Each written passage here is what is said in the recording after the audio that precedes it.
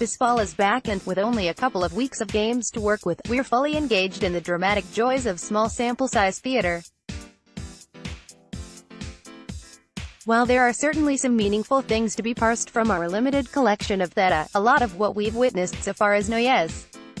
The Mariners' .813 winning percentage are probably not going to continue on their current trajectory and win 140 games this year, as it's more than a little unlikely that their entire lineup, 157 WRC, is basically Mark McGwire, career 157 WRC. The early runnings of the MLB season are certainly entertaining and, while it might be fun to dive headfirst into the shallow pool of data that we have on the 2019 season, you do so at your own risk.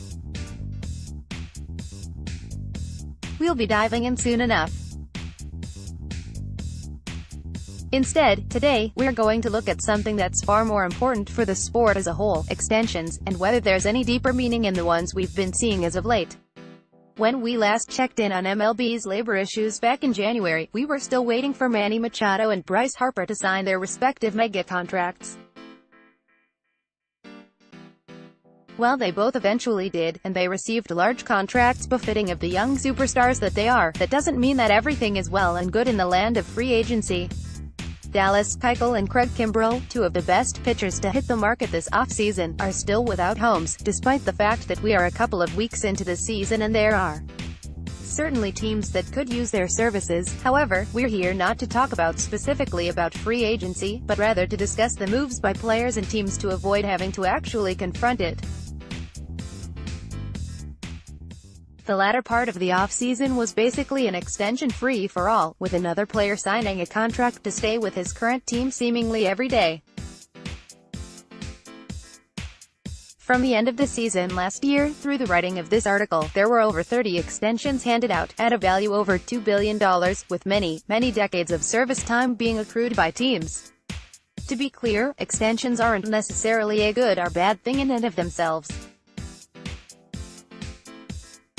The idea of a player spending his entire career with one team is a romantic one, and if I'm an Angels fan, I'm pretty excited about the fact that I'm going to get to watch Mike Trout play for my team for an awfully long time.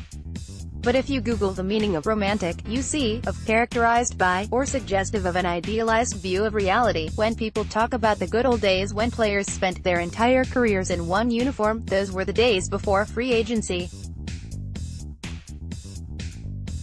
Players were stuck with their team because of the reserve clause that existed in their contracts, which allowed their team to reserve their services for the following year and forbade them from seeking employment with another team. They played on one-year contracts on a take-it-or-leave-it basis, and they weren't paid well. They lacked pensions, insurance and access to quality medical care. Free agency changed all that, and players have gone from making a minimum of several thousands of dollars a year to over $500,000 a year. While that amount is eye-staggering to most of us, it's worth noting that the players have struggled through the shameful conditions of the minor leagues to make it to the majors and actually get reimbursed for their services by an industry that's worth billions. And, while we've focused so much on the plight of free agents over the last couple off seasons, most baseball players don't make it to that point. Think of all the players you've watched for a season or less and then never heard from again. Returning specifically to extensions, we first need to note that there come in a few different flavors, and we tasted all of them multiple times over this off-season. Generally speaking, players receiving extensions generally fall into three overall categories. The player is 1. Approaching a walk year, 2. In salary arbitration and at least a couple of years from free agency, or 3. Not yet eligible for arbitration. The 5-year, $130 million extension to Paul Goldschmidt by the Cardinals this offseason is a stereotypical model of the first, even if it's a rarity in this day and age. You can understand why Goldschmidt might not want to have to deal with free agency next offseason, given the rough rides that so many position players experienced over the last couple years.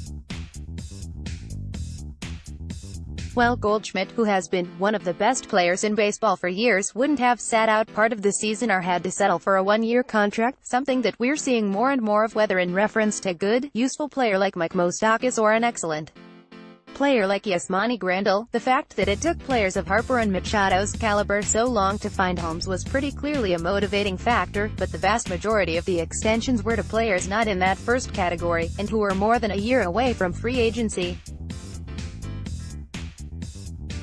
Mike Trout's extension falls here, as did the extension the Mets worked out with reigning Cy Young winner Jacob deGrom, who would have been a free agent following the 2020 season, just like Trout.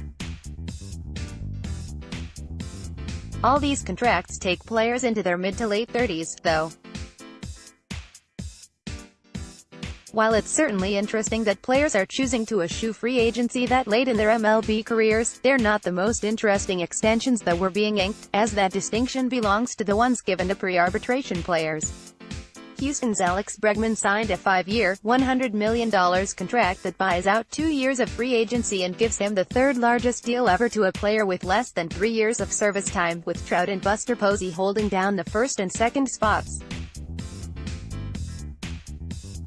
If Bregman continues to be as good as he was last season, 7.6 F.WAR, this deal will look like an absolute steal, but he doesn't have to a perennial MVP candidate for the contract to work out in the Astros' favor. And regardless of how it actually all works out, locking a player up through his age 30 season is a move we saw a lot of this offseason, and we're probably due to see a whole lot more of reigning NL Rookie of the Year Ronald Acuna Jr. Signed a deal for over $100 million that will take him through his age 30 season, thanks to a couple of team options. While it's easy to see Acuna's motivation in opting for the security of signing a deal that will make him extremely rich, it's also all too easy to see the fact that the Braves' ownership is pretty happy with the fact that they'll only pay Acuna just $17 million a year from 2023 to 2028, and then not have to worry about paying Acuna at all after his age 30 season. Like Bregman and Acuna, Blake Snell, Jose Leclerc and Aaron Nola will all be free agents after their age 30 seasons. While it's a different beast, it's worth paying attention to the fact that Xander Bogaerts' extension includes an opt-out after his age 29 season, and Machado's contract with the Padres has one after his age 30 season. The most extreme version of these sorts of extensions is the one the White Sox gave to Eloy Jimenez. He hasn't even played a single MLB game, and the top prospect signed an 8-year, $62 million extension that will make him a free agent after his age 30 season. As with all contracts to unproven players, there's risk here, as the Astros can clearly attest to with John Singleton. There will be busts, but there will also be Evan Longoria's in the mix, and those players will underwrite the busts. Then there's the contract that Ozzie Albies just signed, which belongs in a class of its own, owing to the fact that people are calling it the worst contract for a player ever. Albies is a 22-year-old second baseman who is coming off his first full season, where he hit .364, .429, .500 and was worth 3.8 WAR by both BWAR and F.WAR. It's a 7-year contract for $35 million, and then a couple of team options that can max it out at 9 years and $45 million. The Braves are paying a player who's already proved he can succeed in the major leagues $5 million a year to play for them until he's almost 31. Given the contracts given to his teammate Acuna and Jimenez, this deal is borderline insane and basically shameful on the part of Atlanta and Albies' agent. In a post-Moneyball world, with baseball teams hiring away extremely smart people from Baseball Prospectus and Fangraphs, every team has come to hold the correct view that younger players are generally preferable to older ones. Teams don't want to employ players over the age of 30 unless they are truly special, which is perfectly logical, given what we now understand about the aging curves of the majority of baseball players. The problem is that now baseball teams are ruthlessly leveraging the fact that free agency isn't working in the favor of players and signing the best players to extensions that will only pay them for their prime years. Baseball continues to post record profits, and yet overall payrolls are going down, for the second year in a row. The players know this and they aren't happy about it. teams are operating with a pack mentality, collectively driving down the prices of the free agents who aren't in the uppermost tiers, and then focusing on extending the players that are the most likely to succeed. There's no easy answer to any of this, and when you look at it from the perspective of a fan, it's easy to get caught up in the notion that any savings that your team incurs on a dollar per WAR basis is great. Now, my team can continue to improve and increase the likelihood of pennants and championships and all the feels and accompanying merchandise expenditures they entail.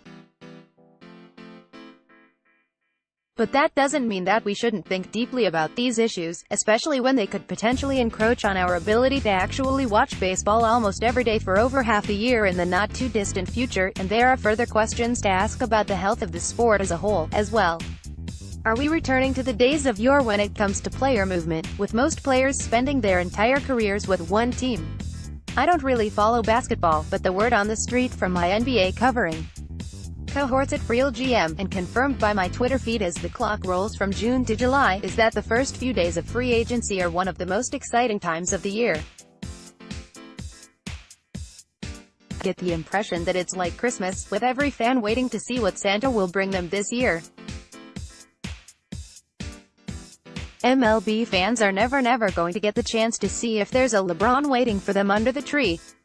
I, for one, wouldn't mind unwrapping a trout, even if it's slightly used, but aside from the questions of whether there actually is some inherent value in watching the same player on your team for a decade or more, there are real issues with the way things are working out now, issues that will potentially have real ramifications when the current CBA expires after the 2021 season. Maybe the owners and MLBPA will work out some sort of compromise, and it's at least heartening that the parties are actually discussing the economic realities of the sport in its current iteration. But given what we know about how businesses operate, it seems unlikely that the owners won't do everything in their power to decrease players' salaries. It's also possible that some of the players signing extensions are even doing so with the fact that there's a labor storm brewing in mind. After all, if there is going to be a strike, better make sure you get paid before it happens. Traditional free agency seems to have gone the way of the dodo, and that means it's all the more likely that this is going to prove to be a trend, and just another piece in a very complicated puzzle, which includes not only free agency and extensions, but service time manipulation and a plethora of other issues, that threatens to disrupt nearly 2.5 decades of labor peace. It's too early in the season to make any grand prognostications about what the season will hold. But it's far from too early to start worrying about whether we're going to have a strike on our hands in the not-too-distant future. Free agency has failed, and now teams seem to be using extensions to manipulate player salaries as well. Whether you want to call it snuff contracts or whatever else, the clock is ticking for the parties to sort out the situation and find a way to distribute the spoils of war. That being said, the Mariners' Tim Beckham is apparently better than Barry Bonds, so it's time to try and forget about labor issues and get back to April baseballing.